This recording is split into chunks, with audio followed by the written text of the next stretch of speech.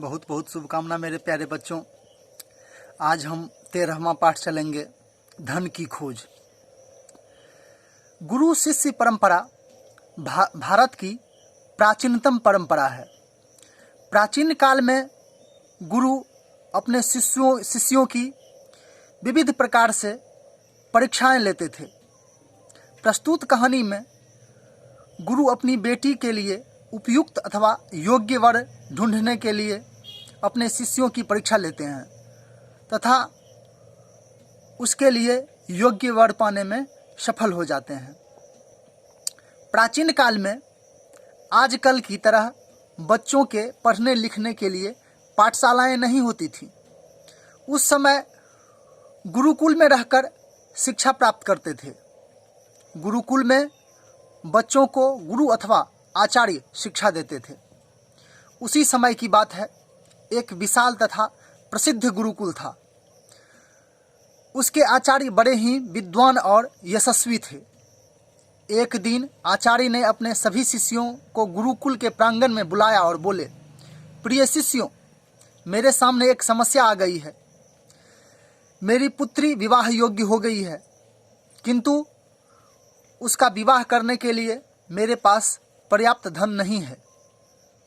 समझ में नहीं आता है कि क्या करूं। कुछ शिष्य खड़े हुए और उन्होंने कहा, गुरुजी, हमारे माता पिता धनवान हैं। हम अपने माता पिता से धन मांग लाएंगे।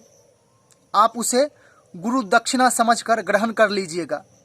आचार्य ने कहा, मुझे इसमें संकोच होता है। तुम्हारे परिवार वाले सोचेंगे कि आचार्य लोभी हैं। अपनी पुत्री का विवाह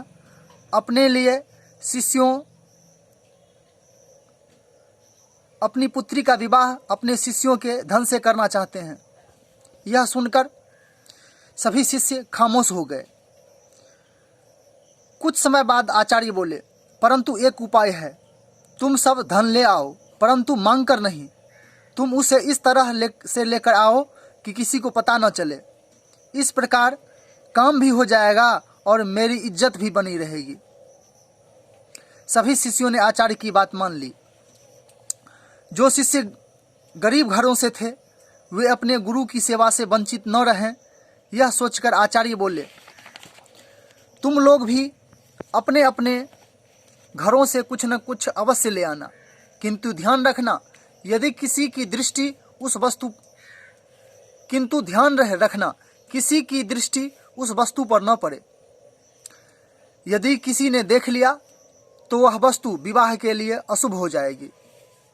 सभी शिष्यों ने आचार्य को विश्वास दिलाकर कहा, गुरुजी, हम जो भी वस्तु लाएंगे उसे आपकी आज्ञा के अनुसार छुपा कर ही लाएंगे।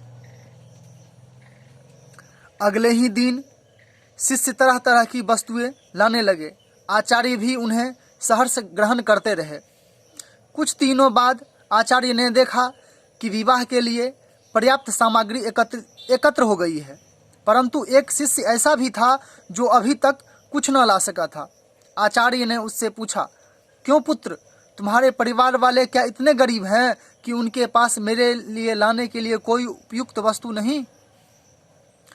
शिष्य ने उत्तर दिया, गुरुजी, मेरे घर में किसी चीज की कमी नहीं है, किंतु मैं कुछ ला नहीं पाया हूँ। क्यों, तुम गुरु की सेवा नहीं करना चाहते? नहीं गुरुजी, ऐसी बात नहीं है।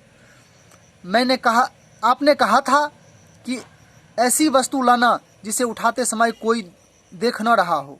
मैंने बार बार प्रयत्न किया, पर घर में कहीं भी ऐसी जगह न मिली जहाँ मुझे कोई भी देख न रहा हो। तुम असत्य बोल रहे हो। कभी न कभी कोई ऐसा स्थान अवश्य रहता होगा जहाँ कोई न हो, तभी चुपके से उठा लाओ। गुरुजी, यह तो ठीक है, पर ऐसे स्थान पर कोई अन्य रहे या न रहे, पर मैं तो अवश्य उपस्थित रहता ही हूँ। अन्य कोई देखे न देखे, पर मैं तो देखता ही हूँ। फिर भला सबसे छुपाकर कैसे लाऊं? आचार्य तुरंत आगे बढ़े और उन्होंने अपने शिष्य को गले से लगा लिया। बोले, पुत्र, बस तू ही मेरा सच्चा शिष्य है। मेरे कहने पर भी तूने पाप का रास्ता नहीं अपनाया। यह तेरे चरित्र की दृढ़ता का प्रमाण है। यही मेरी शिक्षा की सफलता है। वास्तव में किसी ऐसे युवक को खोज रहा था जिसके पास सदाचार, शील तथा चरित्र रूपी धन हो। आज तुम्हारे रूप में मैंने उसे पा लिया। तू ही मेरी पुत्री के लिए योग्य वर है। अब शब्दार्थ है। प्राचीन काल मतलब पुराना समय, संकोच मतलब लज्जा, दृढ़ता मतलब मजबूती, प्रसिद्ध मतलब विख्यात, पर्याप्त मतलब काफ़ी, अशुभ मतलब अमंगलकारी, स्वीकार मतलब मंजूर, प्रांगण मतलब आंगन, सामग्री मतलब समान, ग्रहण मतलब स्वीकार, यशस्वी मतलब प्रसिद्ध या यश प्राप्त, वंचित मतलब रहित, प्रमाण मतलब सबूत, प्रयत्न मतलब कोशिश। धन्यवाद मेरे प्यारे बच्चों।